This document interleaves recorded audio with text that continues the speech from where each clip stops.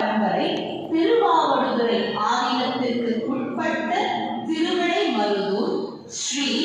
பிரகத் சுந்தர குஜாம்பிகை சமேத ஸ்ரீ மகாலிங்க சுவாமி திருக்கோயிலிலிருந்து